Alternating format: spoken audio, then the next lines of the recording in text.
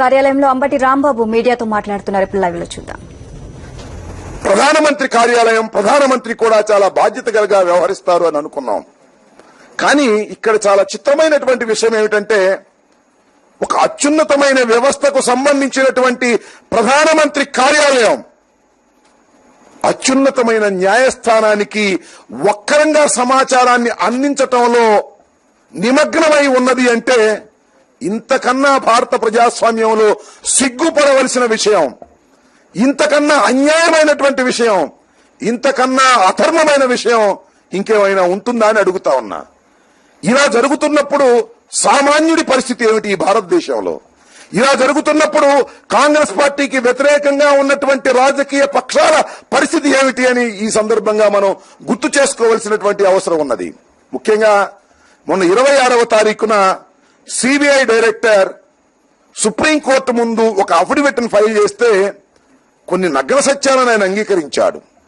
అదే మార్చి 12వ తారీఖున status report submit చేసినప్పుడు అడిషనల్ సొలిసిటర్ జనరల్ ఒక మాట చెప్పాడు సుప్రీంకోర్టులో బహిరంగంగా ఆర్గ్యుమెంట్స్ లో. ఈ రిపోర్టుని లేదా ఈ స్టేటస్ రిపోర్టుని మేము ఎవ్వరితోనూ పంచుకొనలేదు, మీకే డైరెక్ట్ గా సర్వోన్నత న్యాయస్థానానికి అందిస్తున్నాము అని బహిరంగంగా కోర్టులో ఆర్గ్యుమెంట్ చెప్పిన తర్వాత సిబిఐ డైరెక్టర్ 26వ తారీఖున ఆశ్చర్యకరమైనటువంటి అఫిడవిట్ ఒకటి ఆయన సుప్రీంకోర్టులో ఫైల్ చేశారు. దానిలో ఏమన్నాడంటే, అంతకు ముందు అడిషనల్ సొలిసిటర్ జనరల్ చెప్పింది తప్పనే భావనతో మేము ఈ విషయాలని అశ్వనీ కుమార్ అనే కేంద్ర మంత్రి, న్యాయశాఖ మంత్రితో పంచుకున్నాము. అంతేకాదు ప్రధానమంత్రి కార్యాలయంలో ఉన్నటువంటి కొందరు అధికారులతో పంచుకున్న తరువాత మాత్రమే తీసుకొచ్చి సుప్రీంకోర్టులో మేము దీన్ని దాఖలు చేశాము అని చెప్తే ప్రపంచమంతా నివ్వెరపోయింది, ఆశ్చర్యపోయింది. ఇవాళ దానికి తగ్గట్టుగానే సుప్రీంకోర్టు ధర్మాసనం, సర్వోన్నత న్యాయస్థానం కొన్ని వ్యాఖ్యలు చేసింది. సిబిఐకి స్వతంత్ర ప్రతిపత్తి అవసరమనే కాకుండా పునరుద్ధరించవలసినటువంటి అవసరం ఉన్నది అని. అంతేకాదు ఒక నమ్మకాన్ని ఒమ్ము చేసే విధంగా సిబిఐ వ్యవహరించిందని కూడా ఈ సందర్భంలో చెప్పడం జరిగింది. ఇది ఈ రాజకీయ పార్టీలో చెప్పినటువంటి విషయం కాదు.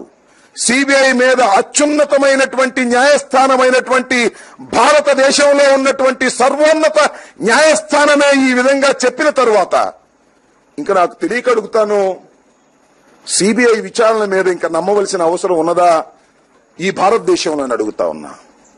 మీరొక్కసారి అక్కడి నుంచి కిందికి వస్తే జగన్మోహన్ రెడ్డి గారి మీద సిబిఐ చేస్తున్నటువంటి దర్యాప్తులు ఏ విధంగా ఉన్నాయో ఒక్కసారి ఆలోచించుకోవాల్సినటువంటి అవసరం కూడా ఆసన్నమైందని మనం చేస్తున్నా. ఇంతకుముందు అనేక సందర్భాలలో సిబిఐ అనేది దర్యాప్తు చేయడం లేదు, జగన్ మీద, వైఎస్ఆర్ కాంగ్రెస్ పార్టీ మీద దౌర్జన్యం చేస్తుందని అనేక సార్లు మేము విన్నవించుకున్నాం. ప్రధానమంత్రికి ఉత్తరాలు రాశాం, రాష్ట్రపతికి ఉత్తరాలు రాశాం. ఇది అన్యాయంగా, అక్రమంగా జగన్మోహన్ రెడ్డి కాంగ్రెస్ పార్టీకి వ్యతిరేకంగా బయటకు వచ్చాడు కాబట్టి, కక్షపూరితమైన వాతావరణంలో అమాయకులైనటువంటి, అన్యాయం చేయనటువంటి జగన్మోహన్ రెడ్డి మీద కత్తి గట్టి ఇలాంటి ప్రయత్నం చేసి 10 మాసాల నుంచి లోపల నిర్బంధించారని అనేక సందర్భాల్లో చెప్తూ వచ్చాం. ఇవన్నీ వాస్తవ రూపం దాల్చేటటువంటి పరిస్థితి రాబోతున్నదని కూడా నేను మనవి చేస్తున్నా. అన్యాయంగా, అక్రమంగా, రాజకీయంగా ఉపయోగించుకొని సిబిఐని జగన్మోహన్ రెడ్డి గారి మీద ప్రయోగించి ఒక కేసులో విచారణ జరుగుతున్నదనే క్రమంలో కేవలం ఆయన బయటికి వస్తే విచారణకు భంగం కలుగుతుందని, సాక్షుల్ని ప్రేరేపితం చేస్తాడని ఒక కుంటి ఆర్గ్యుమెంట్ తో ఇవాళ దాకా నెట్టుకుంటూ వచ్చారు. ఇక ముందు ఎంతకాలం నెడతారో కూడా వేచి చూడవలసినటువంటి అవసరం ఉన్నది. సిబిఐ దర్యాప్తు మీద ప్రజలు విశ్వాసం కోల్పోతున్నారు. సిబిఐ ఒక చట్ట పద్ధతిలో చేయడం లేదు.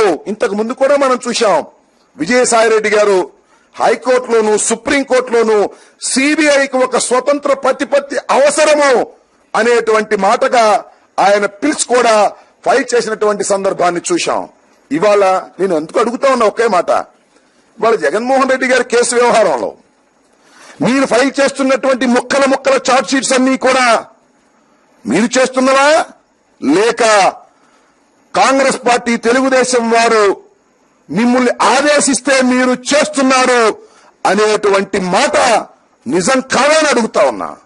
అంతేకాదు జగన్మోహన్ రెడ్డి గారికి బెయిల్ ఎప్పుడు రావాలో కూడా నిర్దేశించేటటువంటి ప్రయత్నం మీరు చేస్తున్నారు. జగన్మోహన్ రెడ్డి గారిని 2014 లోపలగా బయటికి రాకోకుండా ఉంచితే రాజకీయంగా తెలుగుదేశం కాంగ్రెస్ పార్టీలు లాభపడతాయనే ఉద్దేశంతో రాజకీయ లబ్ధి ఇతర పార్టీలకు కలిగించే విధంగా మీరు ప్రయత్నం చేస్తున్నారని అనుకోవడంలో ఏమైనా తప్పుందా అని అంటున్నా. ఇవాళ జరుగుతున్నటువంటి భారతదేశంలో సెంట్రల్ బ్యూరో ఆఫ్ ఇన్వెస్టిగేషన్ చేస్తున్నటువంటి ఇలాంటి చట్ట వ్యతిరేకమైన అధర్మమైన అన్యాయమైనటువంటి కార్యక్రమాలకు ఫుల్ స్టాప్ పెట్టవలసినటువంటి సమయం త్వరలోనే వస్తుందని కూడా ఈ సందర్భంగా నేను చెప్పదలుచుకున్నా. ఈ విధమైనటువంటి అన్యాయంగా అక్రమంగా దేశంలో ఉన్నటువంటి వ్యక్తులను హెరాస్మెంట్ చేయటానికి, దేశంలో కాంగ్రెస్ పార్టీని కాపాడటానికి లేదా రాష్ట్రంలో కాంగ్రెస్ పార్టీని తెలుగుదేశానికి లాభాలు చేకూర్చడానికి సిబిఐ ప్రయత్నం చేయటం చాలా దురదృష్టకరమైనటువంటి విషయం. ఇప్పటికైనా మరి ఎందుకు చెప్పాడో నాకు తెలియదు కానీ సిబిఐ డైరెక్టర్ చాలా వాస్తవాలను నిర్భయంగా కోర్టు ముందు అఫిడవిట్ లో ఫైల్ చేశారు. మేము ప్రధానమంత్రి కార్యాలయానికి వెళ్లాం, రిపోర్టు చూపించాం, రిపోర్టు చూపించిన తరువాతే మీ కోర్టుకు సబ్మిట్ చేశామనేటువంటి వాస్తవాన్ని 26వ తారీఖున ప్రమాణం చేసి అఫిడవిట్ లో చెప్పారు. ఇప్పటికైనా నేను మనవి చేస్తున్నా, ధర్మంగా న్యాయంగా వ్యవహరించడానికి, నేరస్తుల్ని మాత్రమే శిక్షించే విధంగా మీ ఇన్వెస్టిగేషన్ ఉండాలి తప్ప రాజకీయ ప్రత్యర్థుల్ని కక్షగట్టి శిక్షించడానికి ప్రయత్నం చేస్తే ప్రజలు సహించరు, న్యాయస్థానాలు కూడా సహించవు అనే వాస్తవాన్ని మీరు గమనించాలని సిబిఐ వారికి నేను ఈ సందర్భంగా చెప్పదలుచుకున్నా. ఇది చాలా దారుణమైనటువంటి విషయం. రాష్ట్రంలో మనం చూశాం, పక్కన తమిళనాడులో కూడా ఒక సంఘటన జరిగింది. అప్పుడు కూడా దేశంలో ఉన్నటువంటి అనేక రాజకీయ పక్షాలు ఇది అన్యాయం అని చెప్పారు. ఇది అన్యాయం అంటున్నారు కాబట్టి సోదాలు ఆపేయమని ప్రధానమంత్రి కార్యాలయమే చెప్పింది. అంటే సోదాలు జరిపించటం, ఆపివేయటం, ఛార్జ్షీట్లు వేయమనడం, ఆపివేయమనడం, ముక్కలుగా వేయమనడం, టైం తీసుకోమనడం, ఇవన్నీ కూడా ప్రధానమంత్రి కార్యాలయమే మానిటర్ చేసేటటువంటి పరిస్థితుల్లో ఈ దర్యాప్తు మీద విశ్వాసం కోల్పోతున్నటువంటి దశ. అన్యాయంగా అక్రమంగా రాజకీయ ప్రత్యర్థులని వెంటబడడానికో వారిని వేధించడానికో సిబిఐ టూల్ గా వ్యవహరించడం సమంజసం కాదు. అలా జరిగితే భారతదేశంలో ఉన్న ప్రజాస్వామ్యానికి ముప్పు కలిగేటటువంటి ప్రమాదం ఉన్నదని ఈ సందర్భంగా మీ ద్వారా తెలియజేస్తున్నాం. సర్వోన్నత న్యాయస్థానం వ్యాఖ్యలు కొంత సమాజంలో మంచికి ప్రేరేపితమవుతా మంచితనాన్ని ఇంకా ముందుకు తీసుకుపోవడానికి ప్రయత్నిస్తాయని మేము ఈ సందర్భంలో విశ్వసిస్తున్నాం.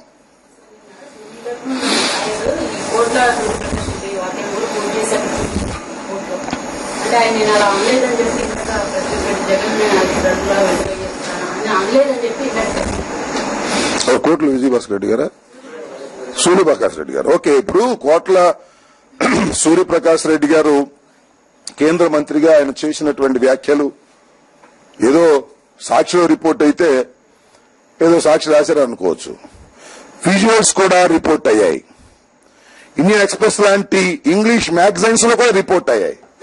ముందు ఆ పత్రికలు అడగమనండి, ఆయన చెయ్యని వ్యాఖ్యలు చేసినట్టుగా ఎందుకు రాస్తారు? సో కోట్ల సూర్యప్రకాష్ రెడ్డి గారు అనే కేంద్ర మంత్రి కావాలని వ్యాఖ్యలు చేశారు. ఏమని వ్యాఖ్యలు చేశారు? జగన్మోహన్ రెడ్డి గారికి బెయిల్ రాదు. దాని అర్థం ఏంటంటే జగన్మోహన్ రెడ్డి గారికి బెయిల్ రానియము. జగన్మోహన్ రెడ్డి గారు కాంగ్రెస్ పార్టీలో విలీనమైతే బెయిల్ వస్తుంది, విలీనమైతే బెయిల్ ఇచ్చే విధంగా చేస్తాము అంటే దాని అర్థం సిబిఐని మేమే ఇన్ఫ్లుయెన్స్ చేయగలుగుతాము అనేటువంటి మాట డైరెక్ట్ గానో ఇండైరెక్ట్ గానో ఆయన మాట్లాడినటువంటి మాటలు ఆయనవి కాదు అని అనడం ఎలా నమ్మశక్యం అవుతుంది? విజువల్ చూసిన తర్వాత ఊరికినే పత్రికాముఖంగా ఖండించడం. ఎందుకంటే పైనుంచి వారికి ఆదేశాలు వచ్చి ఉండవచ్చు, లేదా చివాట్లు పెట్టి ఉండవచ్చు కేంద్ర ప్రభుత్వమో లేక ఇక్కడ ఉన్నటువంటి రాష్ట్ర ప్రభుత్వం. ఎందుకు అలా తొందరపడి అన్నావు? అసలు విషయాలను ఎందుకు చెప్పేశావు?